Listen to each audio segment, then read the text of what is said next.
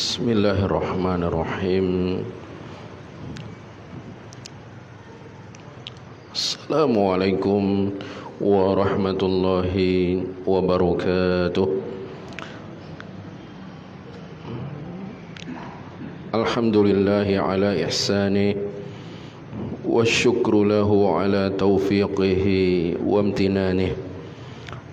Ashhadu an la ilaha illallah wahdahu la syarika lah ta'ziman li sya'nih wa ashhadu anna Muhammadan abduhu wa rasuluh ad-da'i ila ridwanih wa ala alihi wa ashabihi wa ikhwani amma ba'd.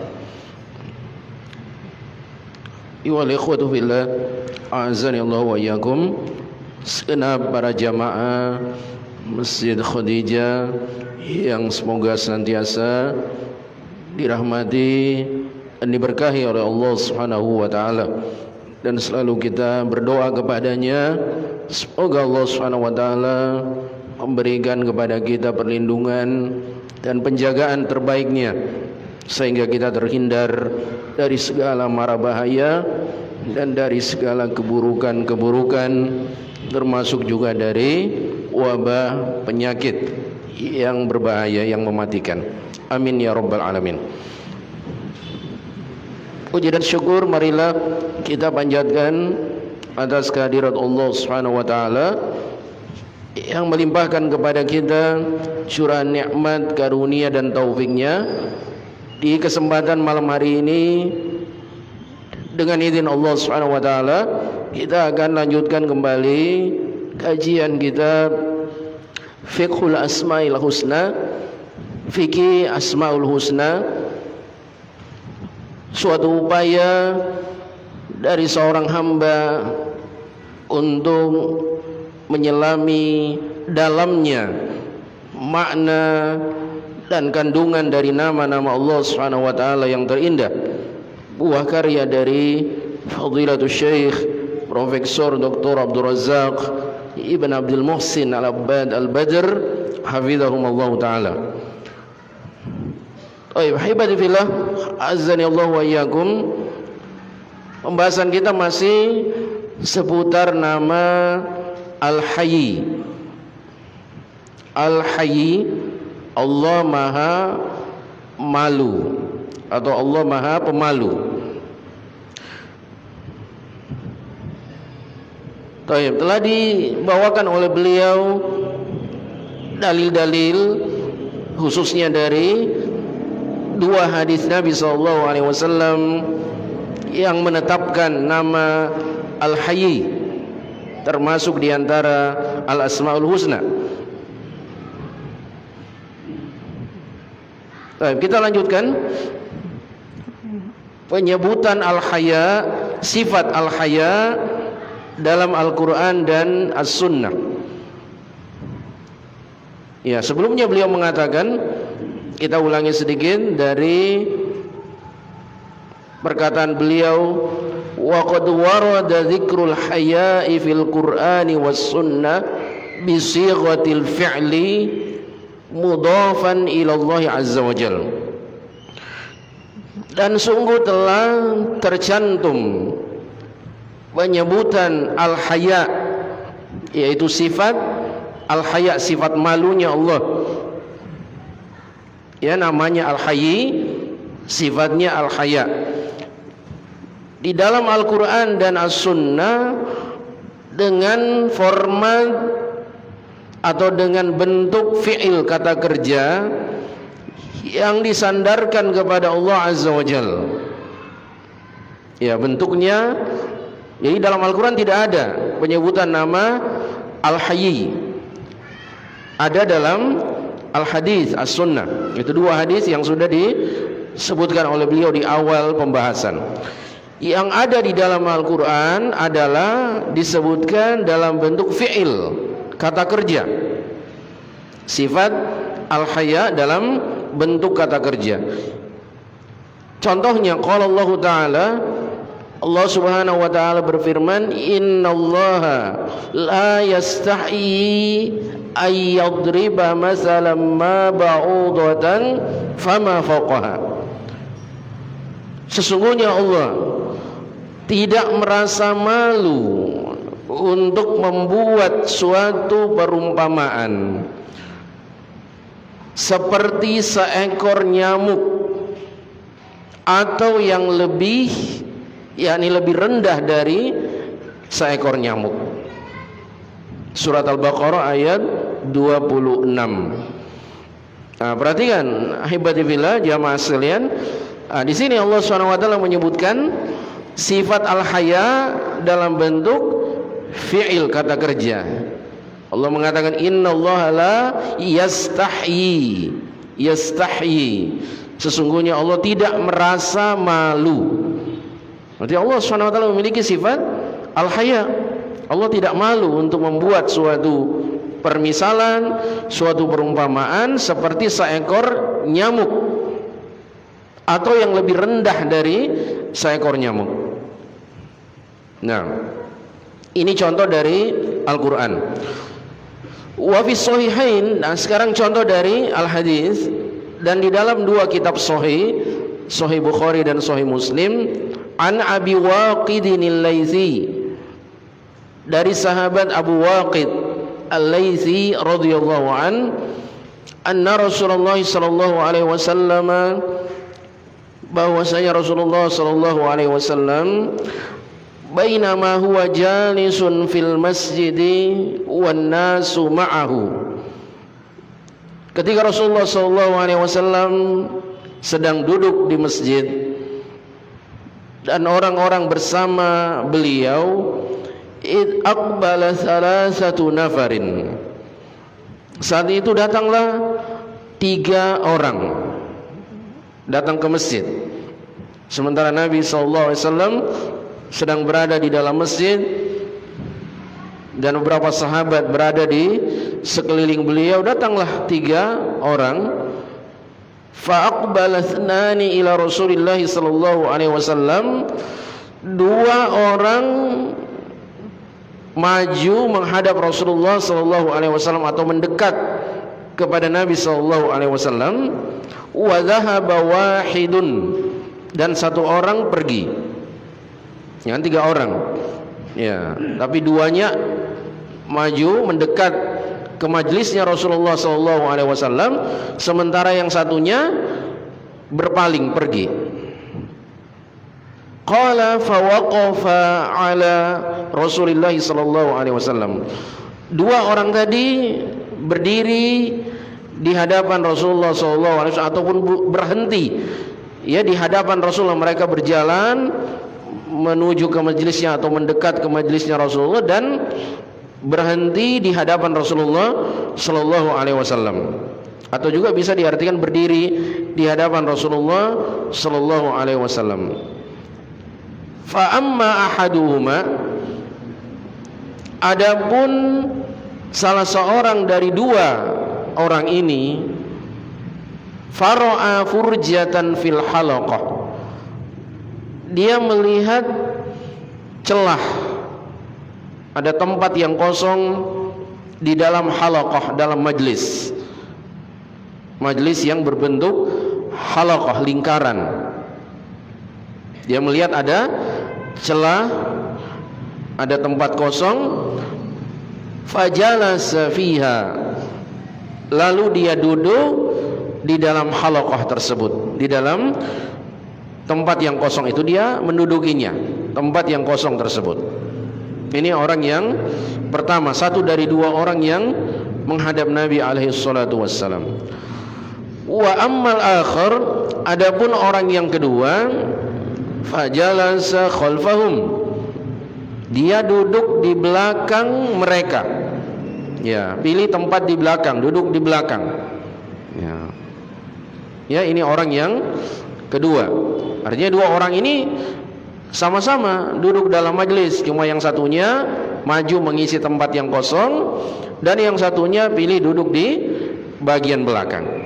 Wa amma tsalisu fa adbar wa zahiba, adapun orang yang ketiga, dia berpaling pergi. Dia tidak ikut dalam majelisnya Nabi alaihi salatu wassalam. Nah, ya, mudah-mudahan dipahami tiga orang ini keadaannya masing-masing. Falamma faragha Rasulullah sallallahu alaihi wasallam qala, setelah selesai Rasulullah sallallahu alaihi wasallam, beliau bersabda, ala ukhbirukum anin nafaris thalatha, maukah aku kabari kalian tentang tiga orang ini? Maukah aku kabari kalian tentang tiga orang ini? Amma ahaduhum, adapun salah seorang di antara mereka, adapun salah seorang di antara mereka, fa'awa ilallah, dia berlindung kepada Allah, dia berlindung kepada Allah subhanahu wa ta'ala, ya, dia mendekat kepada Allah subhanahu wa ta'ala, artinya maknanya berlindung kepada Allah.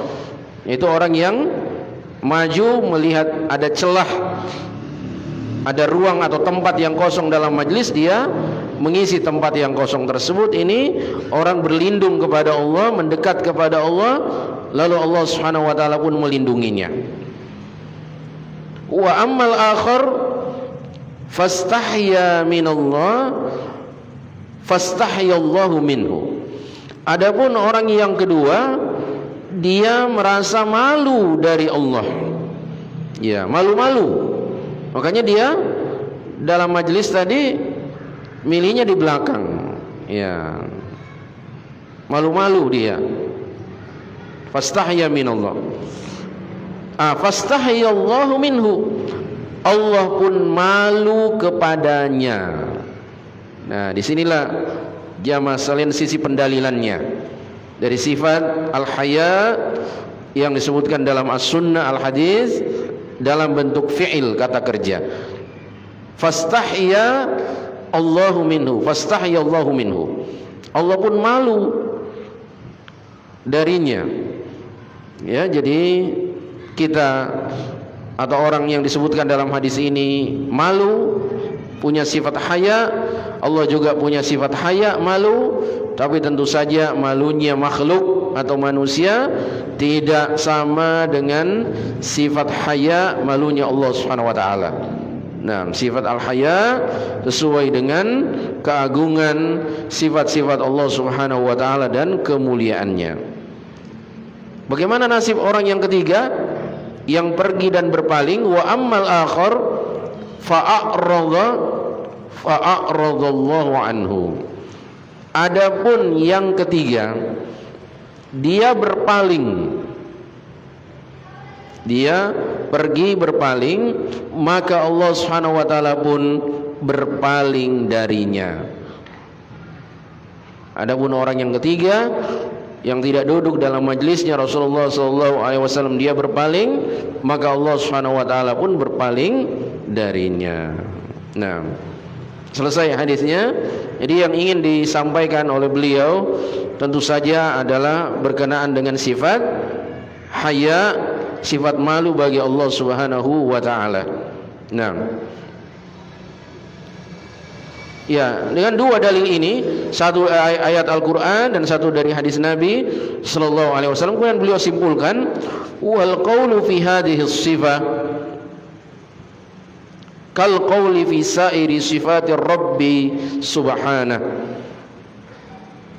Menyikapi sifat ini, sifat al-haya ini, itu sama menyikapinya dalam semua sifat-sifat ar-rabb Allah Subhanahu wa taala. Ya, ini hebati fillah akidah Ahlussunnah wal Jamaah dalam mengimani ayat-ayat ataupun hadis-hadis tentang sifat-sifat Allah Subhanahu wa taala. Itu sama perlakuannya terhadap sifat al-haya, sifat malu, dengan sifat-sifat yang lainnya, seluruh sifat-sifat Allah Subhanahu wa taala. Fakama annana nusbitu lillahi subhana ilman la ka'ilmina. Kemudian beliau contohkan, maka sebagaimana kita menetapkan bagi Allah Subhanahu wa taala ilmu, tapi tidak sama dengan ilmunya kita. Ya kan? Kita tetapkan Allah itu punya ilmu, bahkan maha mengilmui, maha mengetahui. Allahu alim, ya'lam. Sebagaimana kita juga punya ilmu. Dengan belajar, antum belajar dengan niat yang ikhlas, insyaallah mendapatkan ilmu. Innamal ilmu bitta'allum. Sungguhnya ilmu itu didapatkan dengan cara belajar. Talabul ilmi fardhatun ala kulli muslim. Menuntut ilmu itu wajib atas setiap pribadi muslim. Kita punya ilmu juga.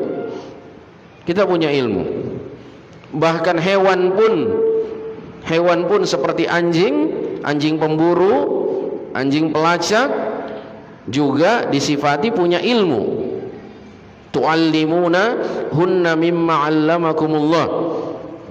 Seperti di surat Al-Maidah, yang kalian ajari, kalian latih anjing-anjing pemburu itu dengan ilmu yang Allah berikan kepada kalian. Nah, sehingga dia bisa dengan membaca basmalah, kita lepas anjing itu untuk menangkap hewan buruannya dan hukumnya halal di dalam agama. Insyaallah tidak lama lagi kita akan lewati Kitabus Shayd tentang berburu di kitab Al-Wajiz. Allah punya ilmu, kita punya ilmu, makhluk punya ilmu, hewan bahkan punya ilmu. Tapi la ka'ilmina, ilmunya Allah Subhanahu wa taala tidak sama dengan ilmunya kita. Wa basaran la ka basarina. Kita tetapkan Allah Subhanahu wa taala punya penglihatan, tapi tidak sama dengan penglihatan kita. Ya, penglihatan kita terbatas ya Mas sekalian. Kita hanya bisa melihat orang-orang yang ada di dalam lingkup masjid ini, dalam ruangan masjid ini. Siapa yang ada di balik tembok sana, siapa yang ada di depan kantor sana, kita tidak tahu. Siapa yang ada di atas lantai 2, kita tidak tahu. Ilmu kita, penglihatan kita terbatas. Wasam'an la kasam'ina. Kita tetapkan Allah Subhanahu wa taala punya pendengaran, tapi tidak sama dengan pendengaran kita. Ya, kita bisa mendengar, tapi pendengaran kita juga terbatas. Ya, antum bisik-bisik di belakang, ya sudah kita tidak bisa dengarkan. Terbatas pendengaran kita. Wa iradatan la ka iradatina. Kita tetapkan Allah Subhanahu wa taala punya iradah, punya kehendak, tapi tidak sama dengan kehendak kita. Fakadzalika nusbitu lahu hayaan la ka hayaina. Demikian pula kita tetapkan bagi Allah Subhanahu wa taala dia memiliki sifat haya, sifat malu, tapi la ka hayaina, tidak sama dengan sifat malunya kita. Ya, ini pembahasan nama Al-Hayy. Kita tetapkan Allah Subhanahu wa taala memiliki sifat malu, tapi tidak sama dengan sifat malunya kita. Kullu ma asbatahu subhanahu li nafsi. Sebab semua yang Allah Subhanahu wa taala tetapkan untuk dirinya, yakni di dalam Al-Qur'anul Karim, seperti contohnya di surat Al-Baqarah ayat 26 tadi, innallaha la yastahi. Allah tetapkan sifat malu untuk dirinya. Wa asbatahu lahu rasuluhu sallallahu alaihi wasallam. Dan yang ditetapkan oleh Rasulnya sallallahu alaihi wasallam di dalam hadis-hadis beliau, tentu saja yang sahih ya, harus yang sahih, apalagi ini tentang akidah. Ya, harus yang sahih atau minimal yang hasan, yang makbul, yang diterima. Tentu saja berdasarkan penelitian para ahli hadis. Apa yang ditetapkan oleh beliau, haqqun la raiba fi, adalah suatu kebenaran yang tidak ada keraguan padanya. Nah, ini akidah kita. Ya. Jadi bukan akidah seperti yang dituduhkan ya oleh sebagian orang-orang yang jahil ataupun orang-orang yang memang bertujuan untuk tasygib atau mengacaukan ya orang-orang yang mempelajari akidah Ahlussunnah wal Jamaah Oh, ini adalah akidah kaum mujassimah atau musyabbihah, orang yang menyerupakan Allah dengan makhluknya. Ya, selalu ini akan terulang terus. Bahwa kita menetapkan tapi tidak menyerupakan. Ya, dan tidak ada kelaziman antara menetapkan sifat malu bagi Allah, ya, itu tidak mesti kita serupakan sifat malunya Allah dengan sifat malunya kita. Jelas-jelas beliau mengatakan tadi, mengulangi lagi untuk kesekian kalinya dalam pembahasan dari nama-nama Allah Subhanahu wa taala yang terindah. Allah punya haya la kahayaina, tapi tidak sama dengan sifat malunya kita. Menetapkan tapi tidak menyamakan. Baik, selanjutnya kata beliau hafizahullah taala, qala Ibnu Qayyim rahimahullah, Imam Ibnu Qayyim rahimahullah berkata, wa qad wasafa nafsahu bil haya'i, dan sungguh Allah Subhanahu wa taala telah menyifati dirinya dengan sifat haya, sifat malu. Wa wasafahu Rasuluhu sallallahu alaihi wasallam, dan Rasulnya sallallahu alaihi wasallam juga sudah menyifati Allah dengan sifat malu. Fahuwal hayyul karim, maka dia Allah Subhanahu wa taala adalah al-hayy, namanya al-hayy yang maha malu atau yang maha pemalu. Al-karim lagi maha dermawan. Kama qala Nabi sallallahu alaihi wasallam, sebagaimana Nabi sallallahu alaihi wasallam pernah bersabda. Ini disampaikan oleh beliau hadis yang telah disebutkan oleh Syekh Abdul Razak di awal pembahasan. Nabi sallallahu alaihi wasallam bersabda, "Innallaha hayyun karim." Sesungguhnya Allah itu maha malu lagi maha dermawan. Yastahyi min abdihi, Allah malu dari hambanya. Allah malu dari hambanya. Idza rafa'a ilaihi yadaihi, ketika si hamba ini mengangkat kedua tangannya, menengadahkan kedua tangannya kepada Allah, yakni ini dalam keadaan si hamba itu berdoa dan mengamalkan salah satu adab-adab berdoa dan sebab-sebab diijabahnya doa, yaitu mengangkat kedua tangan. Allah malu ayyaruddahu sifra, Allah Subhanahu wa taala membalas kedua tangannya yang telah terangkat itu, tapi dapatnya sifr, nol. Artinya tidak dapat apa-apa. Si hamba ini menurunkan kembali tangannya seusai berdoa dalam keadaan tangan kosong atau tangan hampa. Allah malu. Insya Allah Allah akan berikan selama ya adab-adabnya, sebab-sebabnya, mustajabnya doa itu diamalkan atau ditunaikan oleh seorang hamba, dan tidak ada penghalang-penghalangnya untuk doanya tertolak. Allah Subhanahu wa taala malu. Karena jamaah sekalian, sebagaimana telah kita jelaskan seputar hadis ini menafikan sifat kemahaluasan rahmat Allah Subhanahu wa taala dan kesempurnaan kebaikannya. Ya, menafikan atau bertentangan, kontradiksi dengan sifat luasnya rahmat dan sempurnanya kebaikan Allah Subhanahu wa taala. Masa Allah yang maha luas rahmatnya, maha sempurna kebaikannya, membiarkan hambanya ya sehabis mengangkat tangannya berdoa tidak memberikan apa-apa yang hamba itu mohonkan. Padahal Allah Subhanahu wa taala sudah berjanji di dalam Al-Qur'an, "Idza sa'alaka 'ibadi 'anni fa inni qarib ujibu da'watad da'i idza da'an." Allah berjanji akan mengijabah doa orang yang berdoa kepada Allah.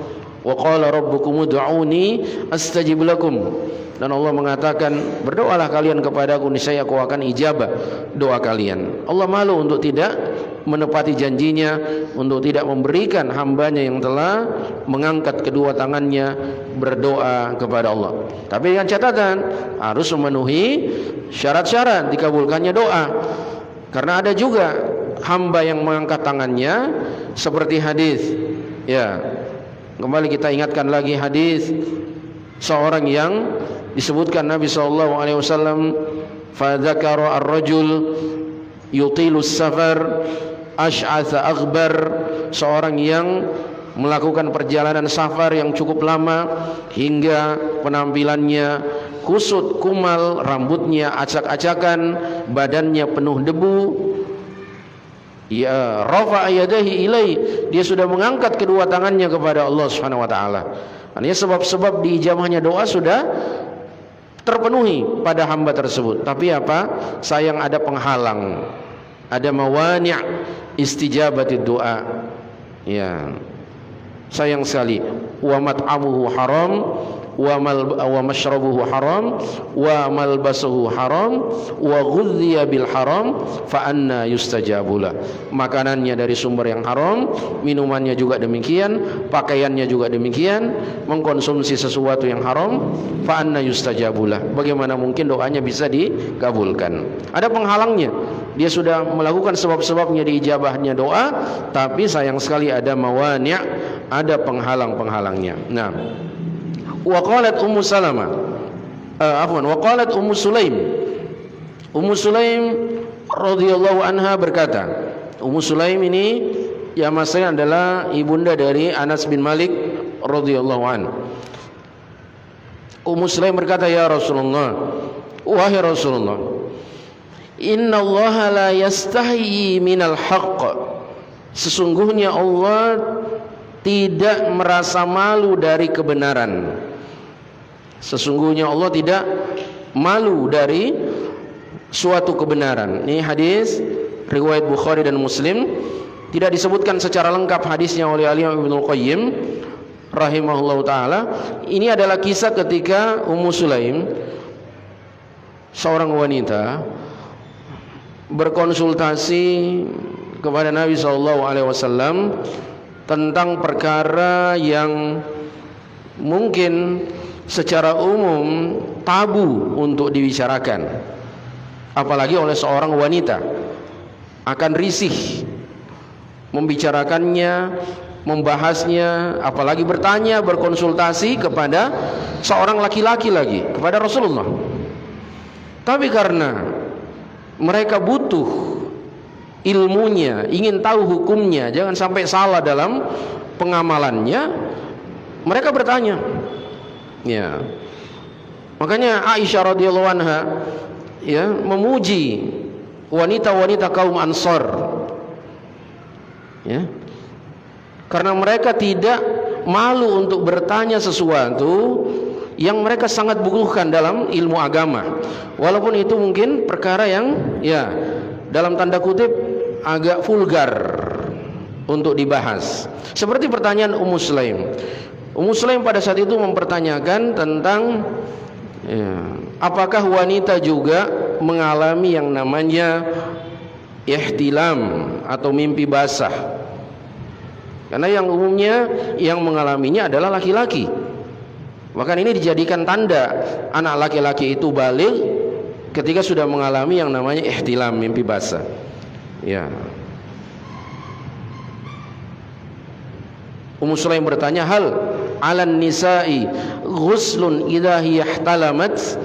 Apakah wanita itu juga harus mandi ketika dia mengalami yang namanya ihtilam, mimpi basah?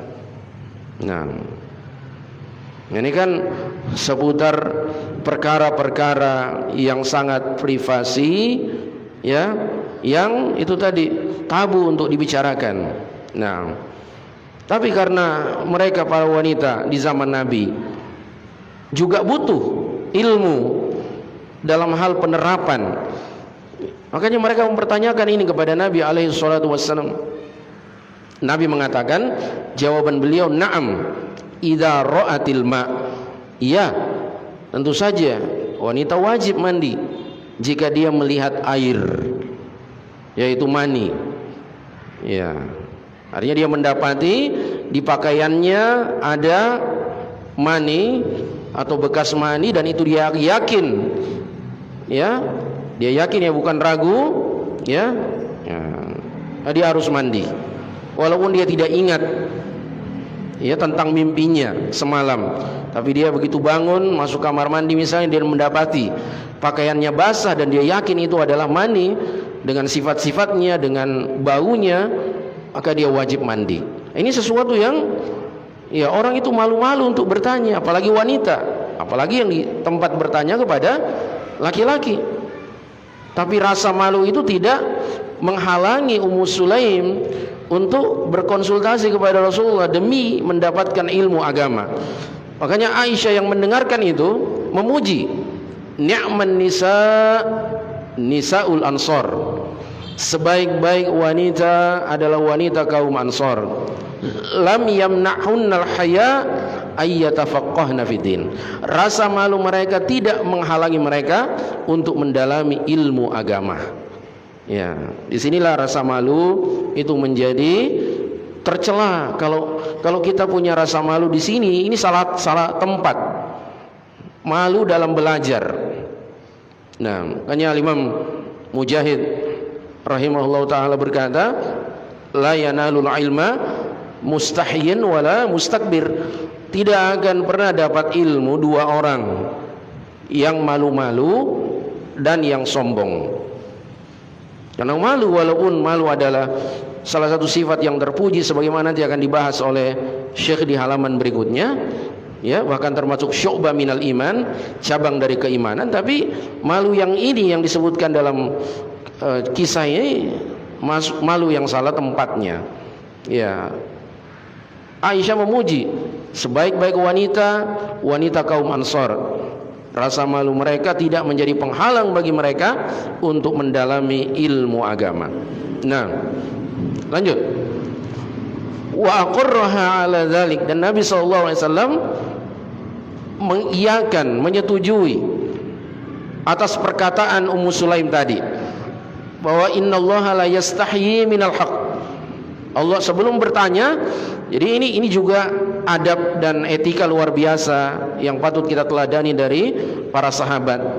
Sebelum mereka bertanya, pertanyaan-pertanyaan yang tadi agak tabu untuk ditanyakan, orang malu-malu untuk menanyakannya, Ummu Sulaim memberikan prolog pendahuluan, innallaha la yastahyi minal haq. Sungguhnya Allah tidak malu untuk mengungkap suatu kebenaran, menyampaikan kebenaran. Barulah kemudian Ummu Sulaim bertanya tentang hukum wanita yang mimpi basah. Nah, dan ini diikrar, disetujui oleh Nabi SAW. Andai kata perkataan Ummu Sulaim ini salah, menyifati Allah dengan sifat malu, pasti sudah ditegur oleh Nabi dan sudah diingkari oleh Nabi SAW. Ketika Nabi mendiamkan, Nabi langsung menjawab pertanyaan Ummu Sulaim, menandakan bahwa tidak ada yang salah dari menyifati Allah Subhanahu wa taala dengan sifat malu. Tentunya sesuai dengan keagungan dan kemuliaan sifat-sifat Allah. Berikutnya, wa qala an-nabiy sallallahu alaihi wasallam. Dan Nabi sallallahu alaihi wasallam bersabda, innallaha la yastahyi minal haqq. Sesungguhnya Allah tidak malu dari kebenaran, dari menyampaikan, mengungkapkan kebenaran. La ta'tun nisaa fi a'jazihinna. Nah, ini sabda Nabi kalau yang ini. Tadi Ummu Sulaim. Sekarang Nabi SAW mengatakan, innallaha la yastahyi minal haqq. Sungguhnya Allah tidak malu dari menyampaikan kebenaran. La ta'tun nisaa fi a'jazihin.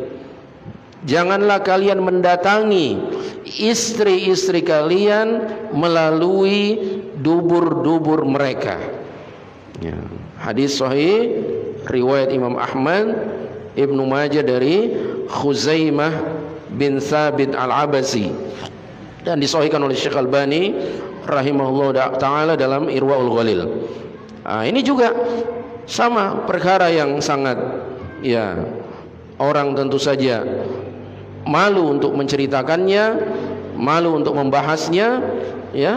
Tapi karena ini perkara penting, ya, dan ada konsekuensi hukum yang berat di situ, perkara yang diharamkan di dalam syariat, sehingga Nabi menyampaikan, ya, oh, tidak boleh seorang suami, ya, apapun itu alasannya, ya, mendatangi keluarganya atau menggauli istrinya melalui jalur belakang, ya, atau anal seks.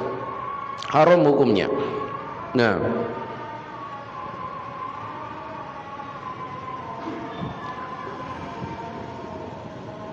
baik, selesai perkataan Al-Imam Ibnul Qayyim rahimahullah di dalam kitab beliau As-Sawa'iqul Mursalah.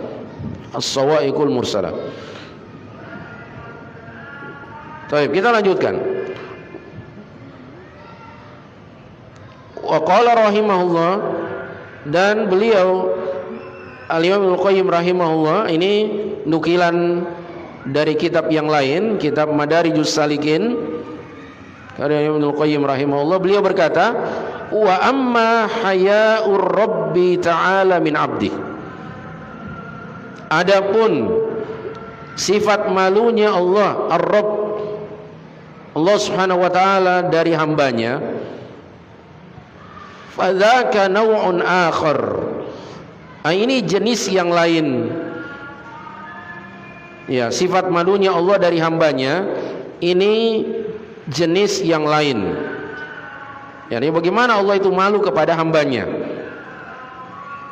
ini jenis yang lain. La tudrikuhul afham, di mana pemahaman kita tidak sanggup menjangkaunya. Ya, semua sifat-sifat Allah Subhanahu wa taala kita tidak mampu untuk menjangkau dengan akal pikiran kita yang dangkal. Nah, wala tukayyifuhul uqul, tidak bisa dipertanyakan kaifiyahnya atau dibayangkan, dikhayalkan kaifiyahnya oleh akal pikiran. Nah, makanya ikhwafillah, tersesatnya kelompok-kelompok ahlul bid'ah dalam hal sifat-sifat Allah Subhanahu wa taala itu karena mereka mendahulukan akal daripada nas. Seperti ya Jahmiyah, Mu'tazilah, termasuk juga Asy'ariyah, Maturidiyah. Tatkala mereka mendahulukan akal daripada naql, daripada nas, tersesatlah kebanyakan mereka dalam memahami sifat-sifat Allah Subhanahu wa taala. Ya, karena kita tidak bisa menjangkau dengan akal kita yang terbatas tentang hakikat, tentang substansi daripada sifat-sifat Allah, itu sulit sekali. Nah, ya bagaimana mungkin misalnya Allah Subhanahu wa taala ya disifati dengan sifat malu, dia malu dari hambanya. Ya bagaimana? Jangan dibayangkan ketika kita malu kepada teman kita, malu kepada keluarga kita, kita menghindar, raut wajah kita juga berubah, biasanya merah mukanya karena malu, ya, dan sebagainya. Itulah kita ketika kita malu. Jangan dibayangkan, jangan dikhayalkan Allah juga ketika malu kepada hambanya seperti itu, jangan, akan sesat nanti. Ya, sudah kita tetapkan saja Allah mengatakan dia punya sifat malu, Rasulullah juga menyebutkan Allah punya sifat malu, sudah sebagaimana kemuliaan dan kesempurnaan sifat-sifat Allah Subhanahu wa taala. Kemudian kata beliau, fa innahu haya'u karamin wa birrin wa judin wa jalal. Sifat malunya Allah Subhanahu wa taala itu adalah malu yang dibarengi dengan atau terkandung dalam sifat malunya Allah itu kedermawanan, kebaikan, ya. Jud juga artinya kedermawanan, sifat pemurah dan keagungan, kemuliaan. Ya, itu Allah Subhanahu wa taala malu, dia dermawan. Makanya di hadis tentang berdoa tadi disandingkan dua nama ini, innallaha hayyun karim. Allah maha malu juga maha dermawan. Malu kalau hambanya berdoa tidak dikasih oleh Allah Subhanahu wa taala. Ini kan kedermawanan Allah memberi hambanya sesudah dia berdoa. Ya, malu yang mengandung sifat kedermawanan, kebaikan, sifat pemurahnya Allah Subhanahu wa taala. Fa innahu tabaraka wa taala hayyun karim. Karena sungguhnya Allah Subhanahu wa taala maha malu lagi maha dermawan.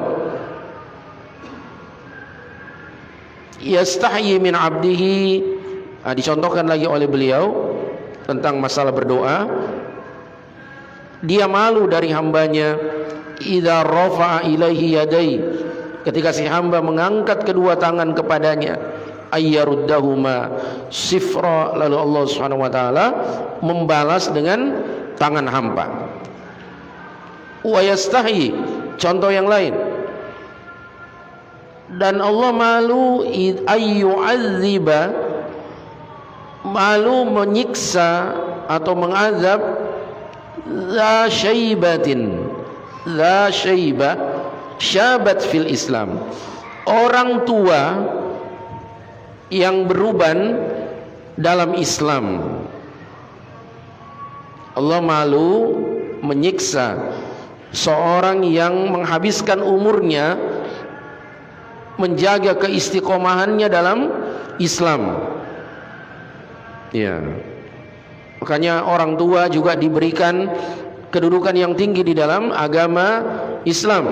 Nabi SAW bersabda, laisa minna man lam yuwaqqir kabirana wa yarham saghirana wa ya'rif li'alimina haqqahu. Bukan termasuk golongan dari kami yang tidak mengerti, ya, tidak menghormati, memuliakan orang tua di antara kami. Ya, jadi kalau ada orang tua kita, ya, ada yang sesepuh misalnya, harus kita hormati sebagai orang tua. Mulai dari ucapan, tindakan, akhlak, muamalah, harus kita bedakan dengan memperlakukan teman sebaya kita. Nah, Allah tidak menyiksa, tidak mengazab orang yang sampai beruban dalam Islam. Artinya dia Islam dari kecil terus menjaga keislamannya sampai tua, sampai beruban, sebagai satu tanda tuanya seseorang, ya, dengan tumbuhnya uban di rambutnya. Ya. Allah tidak malu untuk menyiksa yang seperti itu. Wa kana Yahya bin Mu'adz yaqul, adalah Yahya bin Mu'adz rahimahullah pernah berkata, subhana man yaznabu abduhu wa yastahyi huwa. Maha suci orang yang maha suci dia, Allah Subhanahu wa taala, yang ketika hambanya berdosa, berbuat dosa, dia malah malu dari hambanya tersebut. Ya, maha suci Allah, kata Yahya bin Mu'adz rahimahullah. Ini athar kaum salaf. Maha suci Allah yang ada seorang hambanya berbuat dosa tapi Allah malu darinya. Maksudnya jamasan malu Allah Subhanahu wa taala untuk membuka aibnya.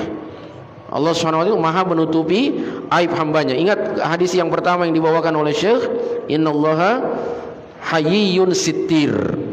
Ya, sungguhnya Allah maha malu lagi maha menutup. Salah satu maknanya adalah menutupi aib. Allah SWT tidak membuka aib hambanya, menutupi hambanya. Makanya seorang hamba dilarang untuk membuka aibnya sendiri.